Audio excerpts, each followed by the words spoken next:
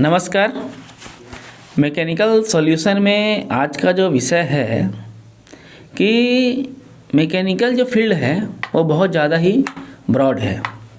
आप अगर कंपेयर करेंगे तो मैकेनिकल में अगर आप प्रोजेक्ट वगैरह में काम करते हैं तो आपको सिविल डिपार्टमेंट के साथ, इलेक्ट्रिकल डिपार्टमेंट के साथ ही काम करना पड़ता है। उसमें आप देखेंगे कि सिविल में और इलेक्ट्रिकल में हो सकता है बहुत सारा उसमें भी उसके बहुत सारे वही ब्रॉड है, बट जो मैकेनिकल में जिस तरह का अलग अलग तरह के फील्ड है कि पूरा मैकेनिकल फील्ड के बारे में जानना उतना भी आसान नहीं है। तो इसीलिए आप अगर ये सोचते हैं कि हम पूरा मैकेनिकल फील्ड के बारे में जानेंगे तो उसमें क्या होगा, आपका ध्यान भटकेगा। तो कृपया करके हर एक फील्ड के बारे में ना सोचें। आप अगर पहले ये सोचिए कि आपको किस फील्ड में काम करना है, ठीक है। जैसे कि आप लोग सोच सकते हैं कि जैसे मुझे कंस्ट्रक्शन में काम करना है, मुझे प्रोजेक्ट में काम करना है, मुझे क्वालिटी डिपार्टमेंट में काम करना है, मुझे मेंटेनेंस में काम करना है, मुझे स्ट्रक्चरल मेंटेनेंस में काम करना है, मुझे रनिंग प्लांट में काम करना है, मुझे इक्विपमेंट में काम करना है, मुझे इरेक्शन में काम करना है, मुझे फैब्रिकेशन में काम करना है, मुझे मेंटेनेंस में काम करना है। तो पहले मुझे ऑयल रिफाइनरी में काम करना है, मुझे स्टील प्लांट में काम करना है। किस फील्ड में आप अच्छी तरह काम कर सकते हैं, किस फील्ड में आपका एक स्किल है, तो सबसे पहले आप एक अपना स्किल सेट कीजिए।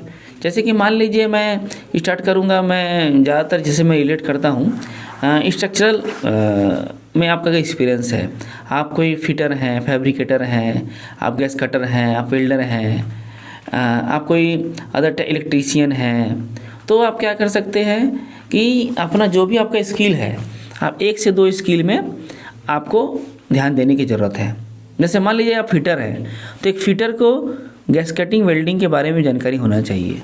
आप ओनली फिटर हैं और गैस कटिंग वेल्डिंग के बारे में नहीं जानिएगा तो आपका जो फिटर का काम है आप उतना अच्छी तरह से ग्रोथ नहीं कर पाइएगा, क्योंकि आप फिटिंग करते रह जाइएगा। आप पूरा जो टीम को लीड करना होता है, एक छोटे से ग्रुप को एज अ फिटर, उसमें आप पीछे कहीं ना कहीं रह जाएंगे।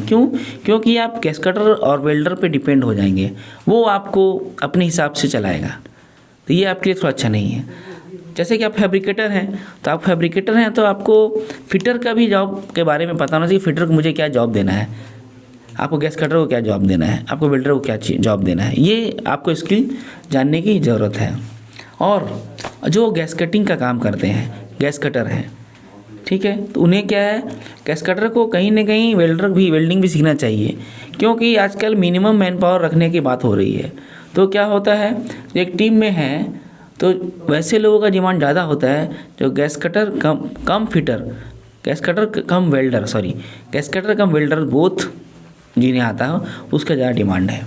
उसके बाद आप अगर 2 मल्टी स्किलिंग में अगर आ जाते हैं, मैं किस स्टेप इससे आगे बढ़ूँगा कि आप पहले अपना स्टेप सेट कीजिए कि आपको किस स्टेप में नौकरी करना है।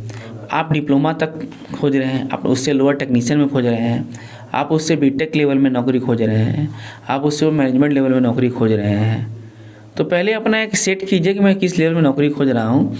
उसके हिसाब से फिर आपको स्किल को आपको ढूंढना चाहिए और उसको अच्छे से सीखना चाहिए, फिर उस पर काम करना चाहिए।